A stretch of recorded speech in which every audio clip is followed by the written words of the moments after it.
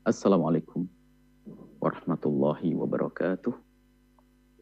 Alhamdulillah. Wassalatu wassalamu ala Rasulillah habibina sayyidina Muhammad bin Muhammadin Abdullah wa ala alihi wa ashabihi wa mawalah. Allahumma ya Rabbana inna nas'aluka fahma ulama'ika al-amilin wa ilhama awliyaika as-salihin. Alimna at-ta'wila wa faqihna fid din. Alimna at-ta'wila wa faqihna fid din. Alimna at-ta'wila wa faqihna fid din. Inna ya Rabbana a'inna ala fahmil Qur'an wal amal bih waj'alna ya Rabbana min ahlih. Warzuqna ya Rabbana at-taubata qabla al-maut wasyahadata 'inda al-maut wal jannata ba'da al-maut amma ba'd. Yang sangat kami cintai para pecinta Al-Qur'an, pecinta baginda Nabi, perindu ridho Allah Subhanahu wa taala. Alhamdulillah kita bisa melanjutkan belajar kita untuk bersama-sama mentadabburi firman-firman Allah. Semoga Allah Subhanahu wa taala memberikan kepada kita pemahaman yang benar, ilmu yang manfaat. Digolongkan kita bersama ahli Quran dan kelak bisa dekat bersanding dengan baginda Nabi Muhammad SAW. Kita sudah selesai dari surat Ibrahim, kita masuk surat Hijr. Kita mulai. Bismillahirrahmanirrahim. A'udzubillahi minasyaitonirrajim. Bismillahirrahmanirrahim. Alif Lam Ra. Tilka ayatul kitabi wa Qur'anim mubin. Ini termasuk surat Al-Quran yang dimulai dengan ahruf atau muqatta'ah, huruf-huruf. Dan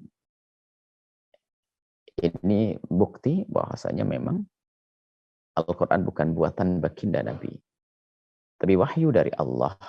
Allah memberikan kepada malaikat Jibril seperti ini. Kemudian malaikat Jibril menyampaikan kepada baginda Nabi. Dan waktu itu Al-Quran turun di tengah-tengah pakar-pakar bahasa, pujangga-pujangga handal di Arab.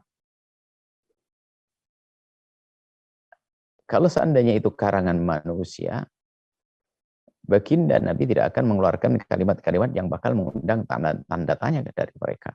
Apa artinya alif lam ra? Kan begitu. Mungkin mereka akan tak, kalau ini karangan, baginda Nabi tidak akan menyampaikan, karena ada pertanyaan, akan ditanyakan bagaimana kok ada kalimat ini, apa ini kalimat nggak ada artinya, kok alif lam ra, apa maksud alif lam ra? Karena Al-Quran ini adalah dari Allah, Nabi Muhammad menyampaikan seperti itu. Dan ini bukan tidak ada artinya, kalaupun kita tidak mengerti artinya. Dan ini kaidah yang lain juga, bahwasanya kalau kita menemukan Al-Quran lalu kita tidak mengerti artinya, bukan tidak ada artinya. Karena yang berbicara adalah Allah, kalamullah. Seorang manusia kalau berkata kata yang tidak ada artinya saja tidak pantas, bagaimana dengan Allah Jalla Jalaluh. Akan tapi adalah karena kita tidak mengerti, tidak tahu yang tahu Allah Subhanahu wa taala. Dan memang semua yang Allah berikan kepada kita ada batas-batasnya. Jadi bukan yang tidak difahami oleh akal kita lalu tidak kita anggap benar. Nah, akal itu adalah salah satu untuk alat untuk mengetahui, seperti halnya indera mata kita, telinga kita. Sepertinya mata kita. Lihat, mata kita ini melihat terbatas. Telinga juga terbatas. Tidak semuanya bisa dilihat dan didengar. Biarpun itu ada. Dan semua yang Allah berikan memang dibatasi oleh Allah. Yang menjadi masalah adalah orang tidak menyadari keterbatasannya ini. Seolah-olah dengan akalnya bisa tahu semuanya, dengan matanya tahu semuanya. Tidak bisa kita pungkiri bahwasanya dengan mata kita bisa kita hanya melihat apa yang bisa dijangkau dengan batas tertentu. Pendengaran pun juga demikian, akal pun juga demikian. Baik. Yang berbicara adalah Allah Jalla Jalaluh. Akal orang beriman menyerahkan semua itu kepada Allah. Ini yang disebut dengan ayat mutasyabihat. Yang tahu hanya Allah. Dan orang-orang yang diberitahu oleh Allah, ar-rasyikhuna fil ilmi. Jadi ini adalah tanda alif lam ra seperti ini, alif dalam surat Baqarah, alif lam mim dan seterusnya. Ini huruf-huruf semacam ini tanda bahwasanya ini benar-benar dari Allah Subhanahu wa taala. Dan yang tahu maknanya adalah hanya Allah.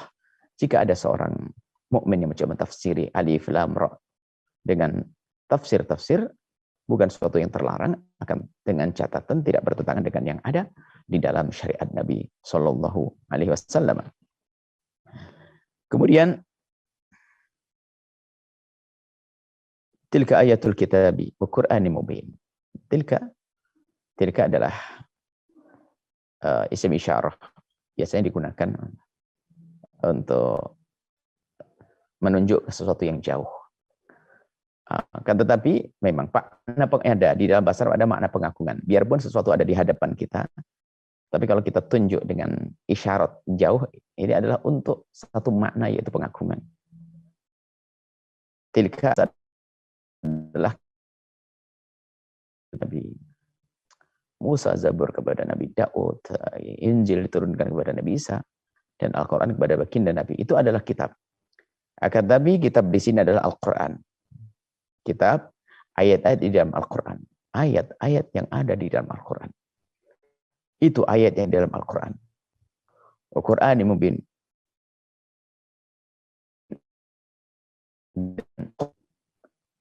Mubin yang menjelaskan segala yang belum jelas. Memberikan penjelasan kepada semuanya. Al-Quran datang untuk memberikan penjelasan. Dimulai dari penjelasan tentang jalan kebenaran. Kepada Allah Subhanahu wa Ta'ala.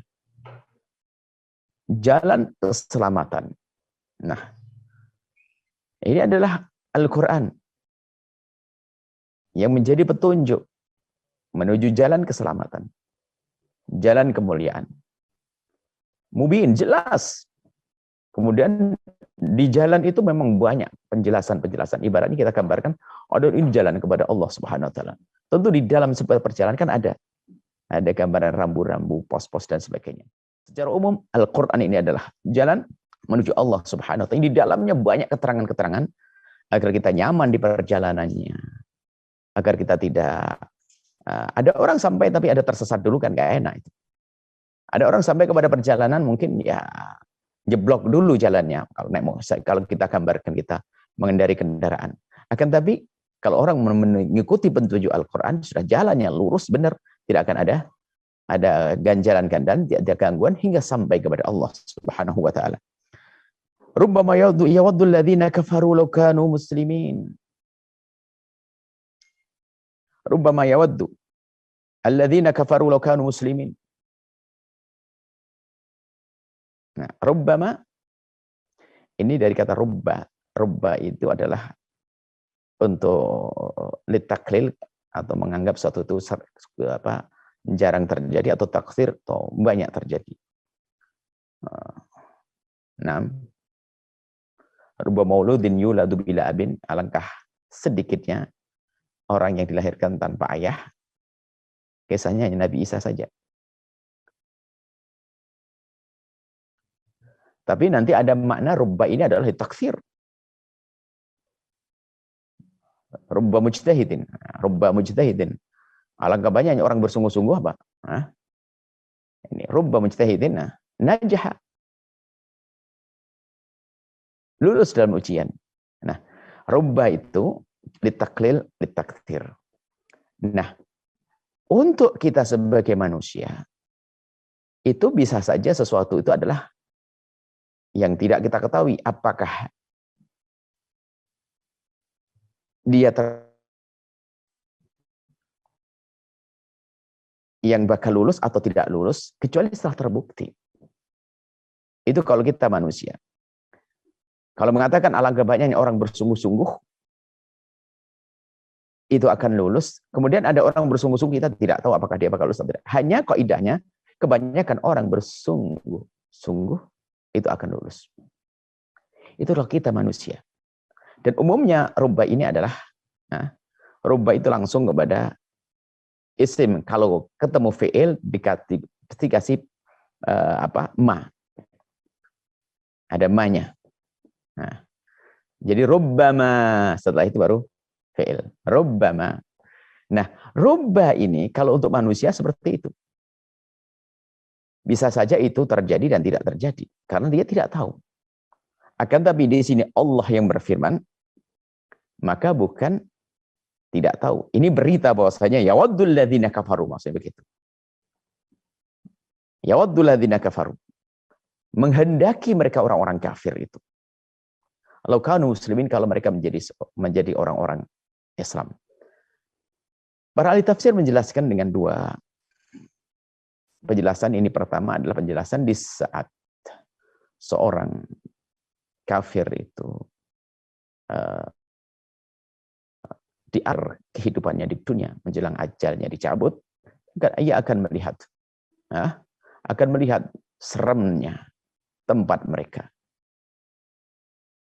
Dari saat melihat seremnya tempat mereka, yaitu di neraka, mereka berharap kalau menjadi seorang muslim. Seperti yang disebutkan pada ayat sebelumnya, di surah akhir akhir surat Ibrahim. Jadi di saat melihat sudah nyata di hadapannya, mereka ingin menjadi seorang beriman agar tidak menemukan sesuatu yang menyeramkan seperti yang disaksikan saat itu. Begitu sebaliknya orang beriman akan menemukan keindahan. Sehingga dikatakan wa'absyiru bil jannati allati kuntum tu'adun. Nah, para ahli tafsir yang lain menjelaskan bahwasanya kita nukil dari ahli tafsir, dan ahli tafsir mereka mengambil dari dalil-dalil yang jelas. Para ahli tafsir yang lain mengatakan bahwasanya ini kisah nanti. Kisah nanti di saat berada di neraka. Kisah nanti di saat berada di neraka, mereka orang-orang kafir itu berharap kalau seandainya mereka itu dahulu masuk Islam, akan tapi itu harapan sia-sia belaka. Yaitu di hari yang tidak ada arti lagi sebuah penyesalan. Tidak ada arti lagi sebuah penyesalan. Ini kisahnya nanti. Di saat berada di neraka, terjadi dialog di antara mereka yang saling menyalahkan dan seterusnya dan seterusnya. Yang mengaku Tuhan, raja ngaku Tuhan, tuh caci maki sama rakyatnya, kamu bohongin saya, kamu. Dia pun juga tidak bisa berbuat apa-apa, aku pun juga masuk neraka, aku juga bukan Tuhan, kenapa kau percaya? Terus ribut. Ini dialog di antara orang kafir semacam itu. Cuman akhirnya mereka juga terlibat dalam dialog dengan orang beriman. Lalu mengatakan, loh, bukankah kau dulu yang beriman waktu di dunia? Loh, kenapa kalian sama dengan kami berada di sini? Hah? Apa artinya imanmu dulu? Gak berguna dong imanmu. Di saat mendengar dialog ini, dan sudah Allah Maha tahu bahwa ini akan terjadi. Bersama dialog ini, di saat terjadi dialog ini, Allah yang maha cemburu, yang sangat mencintai hamba yang beriman, mendengar ungkapan seperti itu langsung merintahkan kepada malaikat agar mengangkat semua orang yang di dalam hatinya sebiji sawi daripada keimanan, untuk menambah siksa kepada mereka yang di neraka, biar tambah menyesal. Ternyata dengan keimanan itu selamat. Sehingga setelah itu ahli neraka diangkat oleh Allah Subhanahu wa taala ke surga. Nah, di saat seperti inilah penyesalan mereka menjadi penyesalan semakin berat. Kalau mereka melihat orang-orang beriman masih di dalam neraka, ya menyesal, akan tapi ya menyesalnya menyesal begitu. Kenapa? Orang beriman pun kayak begini di neraka. Dia menyesal, sedih, sakit di neraka. Tapi dia melihat orang-orang beriman juga di neraka. Ya kalau bahasa, ada temennya lah orang beriman juga ada di situ. Biarpun tersiksa atau tersiksa. Akan tapi menjadi lebih tersiksa lagi di saat melihat mereka orang beriman diangkat oleh Allah. Nah, di saat orang beriman diangkat oleh Allah Subhanahu wa taala, mereka yawadul ladzina kafaru law kanu muslimin. Baru mereka menginginkan kalau seandainya dulu beriman, sehingga akan terangkat bersama mereka orang-orang yang beriman, orang yang Islam itu. Ini ayat Allah turunkan kepada baginda Nabi, sekaligus untuk disampaikan kepada kita. Begitulah keadaan nanti di akhirat. Maka dari itu, bagi siapapun yang mengajak orang lain kepada kebaikan dan kebenaran, ajaklah mereka dengan serius dan karena Allah. Kalaupun mereka tidak mau sadar saat ini, tetap ajak dengan baik. Kalaupun tetap tidak mau, nanti ada batas waktunya. yang dia akan menyesal, yang tiada lagi arti akan sebuah penyesalan, yaitu nanti. Maka ini hiburan bagi orang yang berdakwah, supaya dia berdakwah, ya sudah, pokoknya tugasku menyampaikan pesan kebenaran, kemuliaan. Aku mengharap pahala dari Allah Subhanahu wa taala, selesai sampai di situ. Berusaha dan berusaha lagi. Adapun yang menjadikan mereka kebaikan Allah. Adapun mereka yang menolak, sudah diberi oleh Allah akal, pemahaman, tapi tetap saja menolak, maka hukumannya nanti, urusannya nanti, Allah yang akan menyelesaikan nanti di akhirat. Maka jangan sampai ada seorang beriman lalu berkata, bagaimana dia tidak beriman, orang nggak beriman kok masih saja dibiarkan oleh Allah, nggak dihukum. Kan sudah saya kasih tahu, kok nggak dihukum oleh Allah di dunia, malah dia kaya raya, jabatannya naik terus. Jangan seperti itu dong. Orang beriman harus bangga dengan keimanan. Nah, tapi ini bisa terjadi. Maka diingatkan di sini. Kalau engkau melihat mereka orang yang tidak beriman, dengan segala dosa dan kemaksiatannya pun, ternyata Allah beri dan beri. Itu kasih sayang Allah yang Allah berikan kepada semua manusia, semua makhluk yang ada di semesta ini. Baik orang kafir atau orang beriman, orang jelek, baik, dikasih oleh Allah, termasuk dia saat ini. Maka jangan sampai kita terpesona dengan yang demikian itu, lalu menjual iman kita, meninggalkan iman kita. Seperti yang ada orang berkata bahwasanya, aku sudah sholat bertahun-tahun tapi tetap saja fakir. Itu ada orang tidak sholat, ternyata kaya raya. Itu kan bisikan setan. Ada pun orang fakir tidak harus dia menjadi sholat. Ada orang fakir bisa saja, orang kafir juga, fakir juga banyak. Nah, jadi kita memandangnya bukan memandang dengan pemandangan tanpa iman. Itu kan karena marah dengan apa yang Allah berlakukan kepadanya. Allah berkata seperti itu. Nah, di sini orang beriman harus menyadari ini maksudnya. Masih diajari dengan ayat ini agar kita sadar bahwasanya mungkin sekali kita menemukan orang yang membangkang, melanggar Allah, tidak beriman kepada Allah, akan diberi oleh Allah Subhanahu wa taala. Ini kisah di dunia yang singkat, sepanjang umurnya berada di dunia. Tapi ingat, nanti di akhirat dia akan menyesal yang tidak ada lagi arti dari sebuah penyesalan. Penyesalan yang panjang dan panjang. Maka berjuanglah dan berjuanglah, wahai para juru dakwah, para ustadz. Ajak mereka kepada kebaikan. Dan hai orang beriman, jangan terpesona dengan kesuksesan mereka, urusan dunia. Gebiar yang mereka kebiar dunia. Jangan terpesona. Kenapa? Karena Anda hitungan lagi setelah kehidupan di dunia ini. Maka dharhum ya'kulu wa yatamatta'u. Maka biarkan mereka. Maksudnya apa? Ya kamu jangan terpesona dengan kekayaan mereka, kesuksesan mereka. Biarkan mereka dengan itu semua, karena hitungannya ada di hadapan Allah. Jangan sampai orang beriman merasa kecil hati. Kita merasa mulia, kita dengan Allah. Izzah, kemuliaan sesungguhnya dengan Allah. Menjadi orang beriman tidak boleh minder. Iman harus tampak bahwasanya dia kuat, dia tidak pernah dia itu merasa tersiksa dengan kekurangan. Harus begitu. Kita dengan Allah Subhanahu wa taala.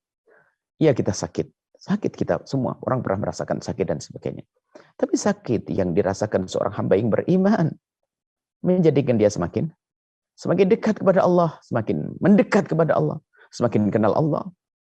Karena dia tahu ada hitungannya, kalaupun dia merasakan sakit saat ini di dunia, kalau dia sabar dia akan dapatkan pahala nanti di akhirat.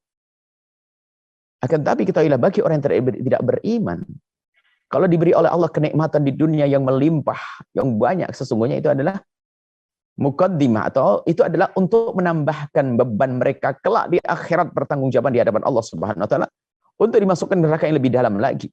Kalaupun mereka mendapatkan siksa di dunia, maka sesungguhnya siksa itu adalah muqaddimah, siksa kelak di akhirat. Nah, orang beriman supaya tidak merasa berkecil hati di saat melihat mereka. Maka dharhum, biarkan mereka. Dengan itu semuanya, kita mengirim kebaikan kepada mereka, petuah kebaikan kepada mereka, mereka tidak mendengar. Biarkan mereka, yang penting kita berusaha.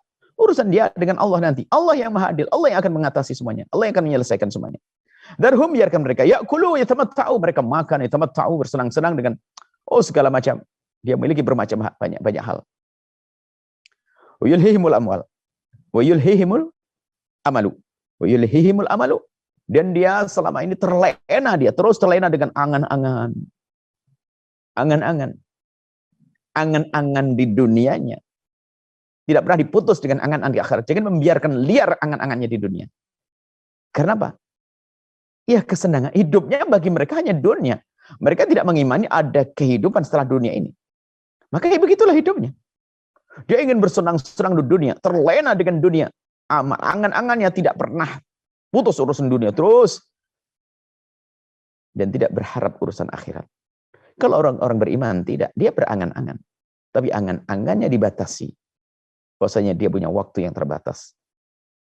Dia yakin akan adanya akhirat, ada balasan. Ada kehidupan nanti di akhirat yang lebih panjang daripada kehidupan dunia. Fasawfa ya'lamun, dan mereka semua akan merasakan, akan tahu mereka. Artinya, hei para juru dakwah, hei orang beriman, jika engkau melihat mereka sukses, jangan berkecil hati. Jangan merasa kecut hati, sedih. Kenapa aku begini? Oh tidak. Kemuliaan nanti di akhirat. Mereka yang saat ini kelihatan berjaya, kasihan mereka. Mereka akan melihat bahasanya kejayaan mereka tidak bisa mereka lihat nanti di akhirat. Wa ma ahlakna min qaryatin illa walaha kitabun ma'lum.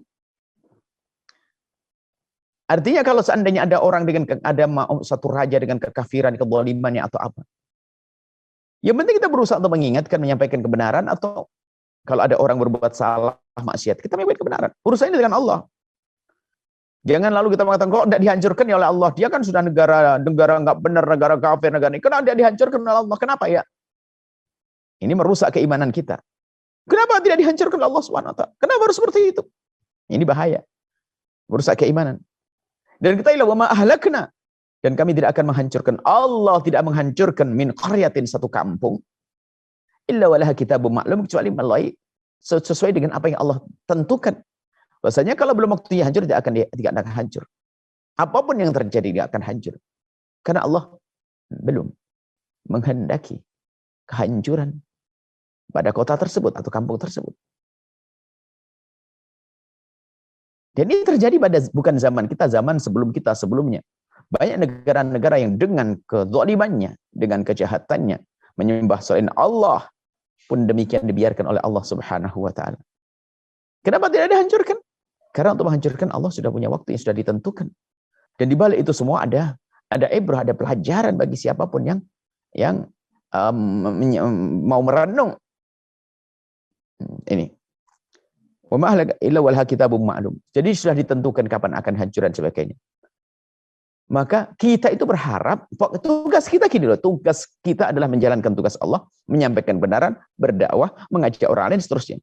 Adapun mereka berubah atau tidak berubah, urusan Allah Subhanahu wa Ta'ala. Sebuah negeri kita berusaha untuk buat perubahan. Akan tapi semuanya adalah Allah yang akan mengaturnya. Tapi usaha kita ini sebetulnya tujuannya adalah untuk mendapatkan kebaikan di akhirat. Kemudian di sisi lain bukan ingat, usaha kita itu, keberhasilan usaha kita bukan serta-merta di saat kita melihat hasil daripada apa yang kita lakukan saat itu. Tidak. Yang penting ada niat yang tulus, serius dari hati Anda, dari hati kita untuk buat perubahan. Apakah di rumah tangga kita, di kampung kita, atau perubahan di sebuah tatanan negara. Yang penting kita sudah berusaha dan berusaha dan berusaha dan berusaha. Maka ketahuilah, biarpun belum berhasil, kalau tulus kita dalam berniat untuk membuat perubahan, maka ketahuilah apa yang kita lakukan ada nilainya di hadapan Allah sebagai pembuat perubahan, mendapatkan pahala seperti itu. Tapi saat ini loh, harus tulus kita niat dan serius. Jika belum terjadi perubahan itu kan di mata kita tidak terjadi perubahan. Tapi karena niat kita kan, sebetulnya yang penting itu kan kita berbuat baik itu. Sehingga kebaikan itu bisa kita berikan kepada orang yang jauh di sana, biarpun kita tidak bisa menjangkau dengan apapun. Mata tidak melihat. Kita hanya mendengar berita bahwa mereka mendapatkan musibah. Tapi kalau kita ingin punya andil, ya biarpun kita tidak sampai kepada mereka, tidak bisa datang ke mereka, kita bisa melakukan dengan panjatan doa. Atau paling tidak ada greget, ada terenyuh di hati kita. Ada greget keinginan untuk membantu mereka, itu sah. Saudara kita di Palestina, bisa terjadi pembantaian dan sebagainya. Kita pergi ke sana pun nggak bisa. Setiap negara ada aturannya. Lalu apa yang harus kita lakukan? Ya sedih dong. Tanyakan diri kita sendiri, pernahkah kita merasa terenyuh, sedih, barangkali mungkin meneteskan air mata di saat mendengar berita-berita kehancuran, berita-berita penganiayaan, berita-berita kerusakan yang terjadi di negeri-negeri orang beriman? Ini. Kalaupun ternyata kejayaan dikuasai dimiliki oleh orang yang tidak beriman, ya kita seorang juru dakwah tuh nggak pernah putus asa, karena tujuanku berbuat baik. Tujuanku melakukan kebaikan. Dan itu lahan pahala. Maka seperti kami sampaikan, termasuk salah satu prinsip dakwah memahami bahasanya semua yang ada di kiri kanan kita adalah lahan pahala. Maka dengan meyakini lahan pahala untuk selamat kita nanti di akhirat, maka akan hadir dua hal. Pertama, pada diri kita akan ada keseriusan. Karena kita ingin dapatkan pahala. Serius kita melakukannya. Yang kedua adalah istiqomah. Tidak akan mau terputus. Ibaratnya begini, kalau kita mengajak satu orang kepada kebaikan, maka kita sudah mendapatkan pahala dari Allah, biarpun orang itu belum melakukannya.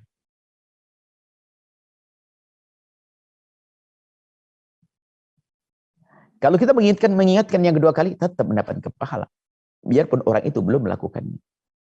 Kalau kita mengingatkan ketiga kalinya, sama, kita mendapatkan pahala yang ketiga, dan seterusnya.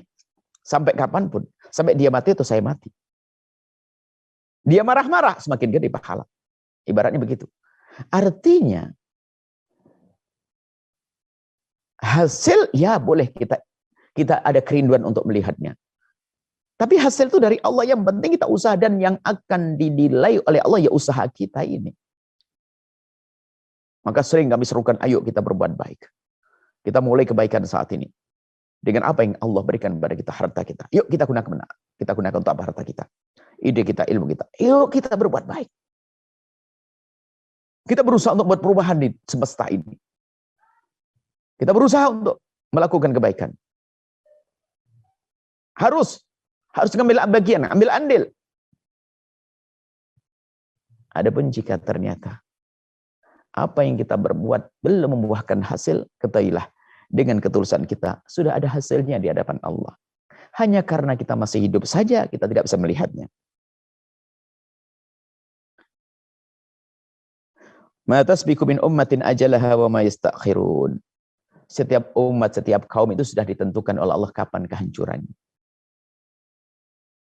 Kehancurannya sudah ada ketentuan yang Allah akan berlakukan kepada mereka. Maka sudahlah, pokoknya yuk kita berjuang selesai. Baik negara-negara yang ada di dunia ini, ataupun mungkin di negara kita, atau kepala desa kita, atau semuanya. Akan berakhir semuanya dengan kejayaan-kejayaan selama ini. Ia dapatkan kedoliman-kedoliman yang juga dilakukan. Semua akan ada batasnya. Maka dari itu, tugas kita ini menjadi juru damai. Menjadi juru damai. Menjadi juru kebaikan kepada mereka. Penghenti kemungkaran. Sudah itu saja tugas kita. Berjuang dan berjuang. Sehingga apakah, kan dalam Islam, apakah orang yang berada di medan laga lalu mati, dia itu gagal? Oh enggak, dia kalah. Siapa bilang kalah? Kalah di hadapan mata manusia. Jadi di hadapan Allah, dia sudah di sorga, mendapatkan kemuliaan di hadapan Allah Subhanahu wa Ta'ala. Maka dari itu mari semakin bersemangat kita dalam berjuang. Tulus dalam berjuang. Istiqomah dalam berjuang.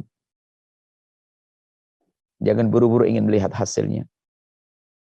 Serahkan kepada Allah.